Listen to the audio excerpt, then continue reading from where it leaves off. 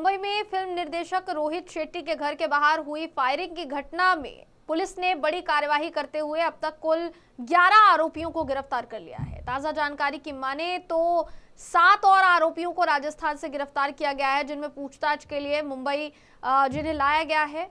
Police इस पूरे मामले की गहन जांच कर रही है और फायरिंग के पीछे की मंशा साथ ही संभावित साजिश की पड़ताल की जा रही है। हालांकि इस घटना में किसी के घायल होने की खबर नहीं है, मगर हाई प्रोफाइल शख्सियत से जुड़े इस मामले ने सुरक्षा व्यवस्था पर कई गंभीर सवाल खड़े कर दिए हैं। मुंबई पुलिस का कहना है जांच जारी है और आगे भी कार्यवाही संभव है।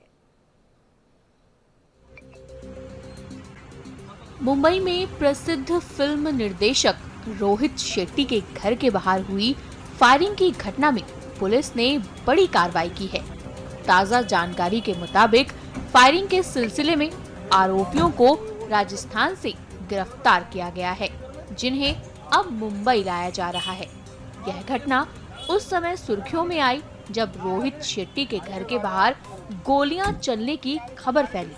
हालांकि इस फायरिंग में किसी के घायल होने की सूचना नहीं है, लेकिन घटना ने सुरक्षा व्यवस्था को लेकर कई सवाल खड़े कर दिए हैं।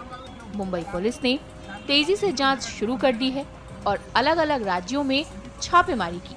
राजस्थान से गिरफ्तार किए गए आरोपियों से पूछताछ के बाद इस पूरे नेटवर्क और साजिश की कड़ियां जोड़ने की कोशिश की जा रही है।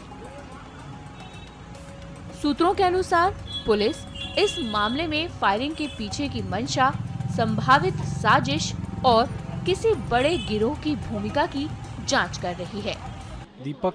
Deepak accused number 6, Sunny accused number 7, Hrithik accused number 8, Sonu accused number 9, Vishal accused number 10 और जतिन एक्यूज नंबर 11 है। जिसमें से दीपक चंद्रा के ऊपर ये आरोप लगाया गया है कि उसने शूटिंग की है। As per case of prosecution बता रहा हूँ मैं।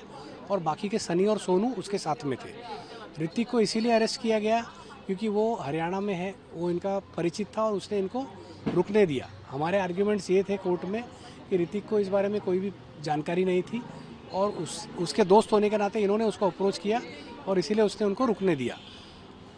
और उसके बाद आपका विशाल है, विशाल आगरा का रहने वाला है, वो भी इनका परिचित है। जब ये लोग यहाँ से भागकर आगरा गए तो वहाँ जाके उन्होंने उसके घर में शरण ली, उसके घर में रुके ये बोल करके वो वेकेशंस पे, मतलब वो घूमने आए हुए हैं, तो उसको वहाँ रुकाया गया, इसीलिए विशाल को अरेस्ट किया गया। और जब ये आगरा से यहाँ गए नोएडा, जहाँ पर जतिन रहता है, वो भी इनका परिचित है, दोस्त है, तो वहाँ जाने के बाद इनके पास ऑटो रिक्शा का भाड़ा देने का 1500 रुपये नहीं था, जो पैसा उसने दिया और उस बेस पर वो डिटेक्ट करके उसको भी अरेस्ट किया गया है। पुलिस का ये कहना है कि दीपक चंद्रा मेन शूटर है और दीपक, सनी और सोनू ये तीनों ने आकर के इस जगह पर बार बार रेकी की हुई है। पुलिस का ये ग्राउंड था कि उनको ये हथियार बरामद करने हैं, ये हथियार इनको कहाँ से मिले उस बारे में इन्वेस्टिगेशन करना है और सबसे मेन उनको ये भी जानना है कि मोटिव क्या था ये सब करने का।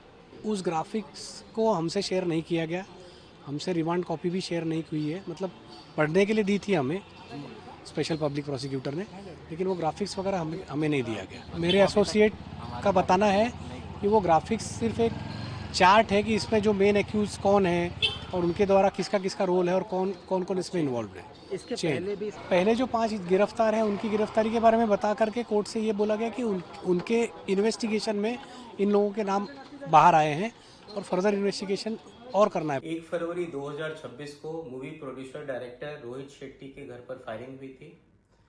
इस विषय में जुहू पुलिस स्टेशन में 126/26 एफआईआर रजिस्टर किया गया था।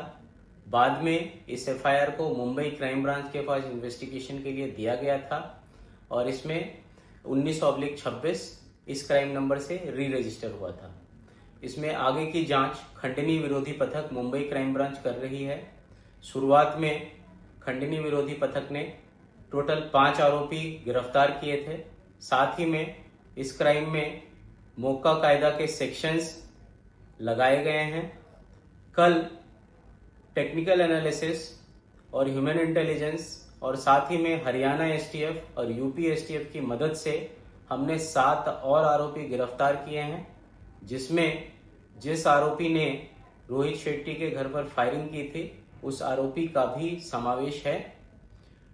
अब तक टोटल 12 आरोपी गिरफ्तार किए जा चुके हैं और आगे की जांच खंडनी विरोधी पथक मुंबई क्राइम ब्रांच कर रही है। फिल्म इंडस्ट्री से जुड़े लोगों की सुरक्षा को लेकर भी अब चिंता बढ़ गई है।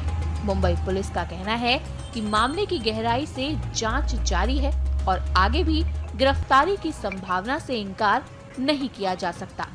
यह घटना एक बार फिर याद दिलाती है कि कानून व्यवस्था बनाए रखना कितना महत्वपूर्ण है, खासकर तब जब मामला किसी हाई प्रोफाइल शख्सियत से जुड़ा हो।